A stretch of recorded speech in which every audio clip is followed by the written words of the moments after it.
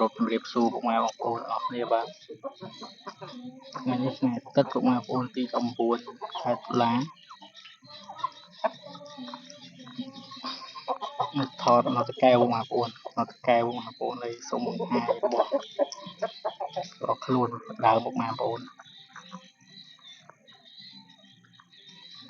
មានសាយអាចតែជាបានបាទហេតុថ្ងៃនេះក៏តាមម្ចាស់ដើមគាត់ប្រាប់មកបានតាំងឆ្នាំ1970សពពុកម៉ែបងប្អូនអញ្ចឹង70បើគិតមកដល់ឥឡូវវាទូវា50ឆ្នាំជាងពុកម៉ែបងប្អូនចឹងពុកម៉ែបងប្អូន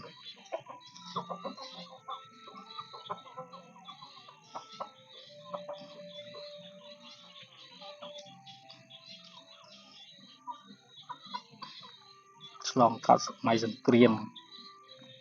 អស់ហើយពុកម៉ែបងប្អូនសំខាន់ថ្ងៃនេះបែបពុកម៉ែបងប្អូននិយាយពីຂະຫນាតថ្ងៃខ្មែរពុកម៉ែបងប្អូនលំដាប់ខ្ញុំវាស់ឡើងអស់ម៉ែត្រខ្ញុំកម្ពស់មកទឹកចូលមកចិត្តមកទឹក6ពុកម៉ែបងប្អូនព្រោះម៉ែត្រគៀបហ្នឹងវាមកទឹក5ហ៊ុនកន្លះមកទឹក5ហ៊ុនកន្លះអញ្ចឹងពុកម៉ែបងប្អូនអានេះផុតអញ្ចឹងវាអាចតង់មកទឹក5ហ៊ុន7បាទថា3លីទៀតមកទឹក6បងប្អូនខ្នាតធំតាប់វា2ហ៊ុន7បងប្អូន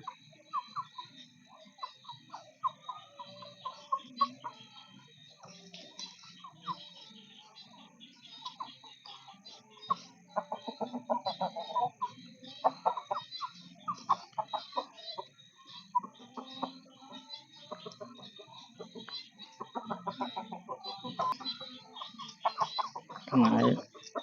ចង់បុរាណបងប្អូនសាច់បងប្អូនក៏ពាក់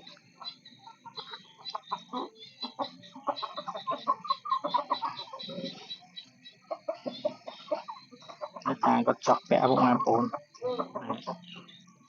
ចោះពីចំនួនមុនគាត់ច្រើនតែចោះចងខ្សែពាក់កអញ្ចឹងបងប្អូនមានអីស្រោបនេះយើងឡងខ្ញុំតម្រង់ខ្សែទេបងប្អូនហើយនេះស្នាមសៃសក់នេះហើយខ្លាយគឺនេះហើយបើតែមានស្នាមអញ្ចឹងបងប្អូនវាធម្មជាតិបងប្អូនហើយប្រភេទទៅតាមគាត់ថាហ្នឹងរបស់នេះដែរបាទកប់ចិត្តគុលដបោកបងប្អូនគុលដបោកធំគុលដើមអីគាត់ភ្លេចដែរបងប្អូនគេពយុសពគាត់ទៅយកបងប្អូនគាត់ឲ្យទៅយកមកការពារខ្លួនហើយគាត់តែងតែស្នុកសុកលំបាយធ្វើសង្គ្រាមគាត់ថាក្របដូចទឹកភ្លៀងអញ្ចឹងហើយគាត់ធ្វើសង្គ្រាមនៅខាងនេះបងប្អូនខាងបៃលិនបងប្អូនបនបៃលិនពុកម៉ែបងប្អូនដឹងហើយបាទគាត់ទៅជាតាមគាត់បោះឲ្យថាគាត់កូនចៅឯកឧត្តមអ៊ីឈៀនណាពុកម៉ែបងប្អូន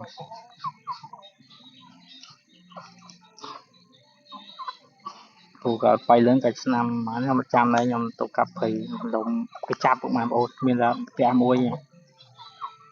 ផ្ទះអីតាខ្ញុំដែរហ្នឹង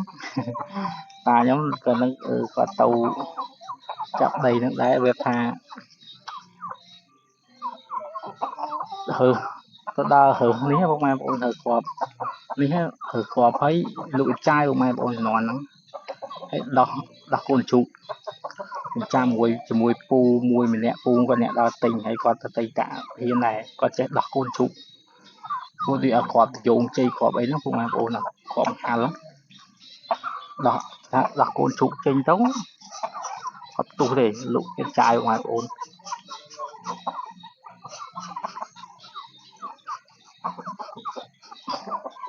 នេះដែរនេះបងប្អូននេះមន់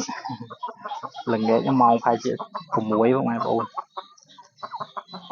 នេះរៀបចំទៅភ្នំពេញវិញបងប្អូនបាទគឺកបងប្អូនទៅស្រួលខ្លួនបងប្អូន tàu tập liêng thì đã xài giống một màn buồn bây giờ chìm tôi chỉ tấu việc thâu cho rồi cái việc này cũng màn buồn màu lên cái thân của màn buồn thân buồn